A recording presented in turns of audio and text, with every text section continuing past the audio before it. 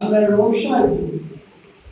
ನಾವು ಒಂದು ಕನಸು ಕಟ್ಕೊಂಡಿದ್ವಿ 371J ಮತ್ತು ಅದಕ್ಕೆ ಪೂರಕವಾಗಿ ಬರ್ತಕ್ಕಂಥ ಅಭಿವೃದ್ಧಿ ಮಂಡಳಿಯ ಕಾರಣದಿಂದ ನಮ್ಮ ಭಾಗದ ಭಾಗ್ಯದ ಬಾಗಿಲು ತೆಗೆದಿಟ್ಟು ನಮ್ಮ ಎಲ್ಲ ಯುವಕರಿಗೆ ವಿದ್ಯಾರ್ಥಿಗಳಿಗೆ ಉದ್ಯೋಗದಲ್ಲಿ ಮತ್ತು ಶಿಕ್ಷಣದಲ್ಲಿ ರಿಸರ್ವೇಶನ್ ಸಿಕ್ಕು ಈ ಭಾಗ ಕೊಡಗು ಮತ್ತು ಚಿಕ್ಕಮಗಳೂರು ಸರಿಸಮಾನವಾಗಿ ಅಭಿವೃದ್ಧಿ ಕಂಡಿತು ಅಂತಕ್ಕಂಥ ನಮ್ಮ ಕನಸಿಗೆ ಕಲ್ಯಾಣ ಕರ್ನಾಟಕದ ಕನಸಿಗೆ ಇವತ್ತಿನ ದಿವಸ ನಮ್ಮ ಕರ್ನಾಟಕ ರಾಜ್ಯ ಸರ್ಕಾರ ಕರ್ನಾಟಕ ಅಭಿವೃದ್ಧಿ ಮಂಡಳಿಯ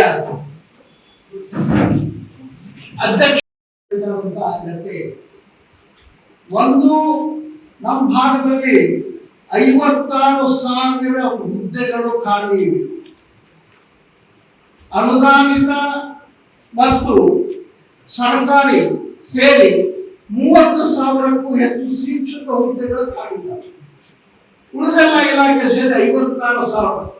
56,000 ಜನರಿಗೆ ಉದ್ಯೋಗ ಸಿಕ್ಕಿದ್ರೆ ಇಲ್ಲೇ ಏನೋ ಒಂದು ಹಣದ ಚಲಾವಣೆ ಆಗ್ತಿತ್ತು.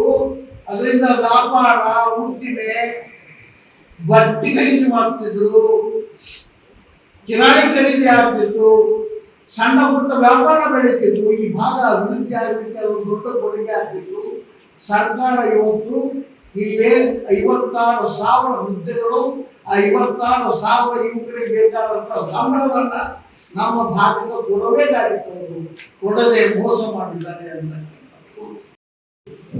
ಕಲ್ಯಾಣ ಕರ್ನಾಟಕದ ಕನಸಿಗೆ ಕೊಳ್ಳಿ ಇಟ್ಟಿದ್ದಾರೆ, ಮೋಸ ಮಾಡಿದ್ದಾರೆ ಅಂತಕ್ಕಂಥ ನೇರವಾದಂತಹ ಆರೋಪವನ್ನು ನಾನು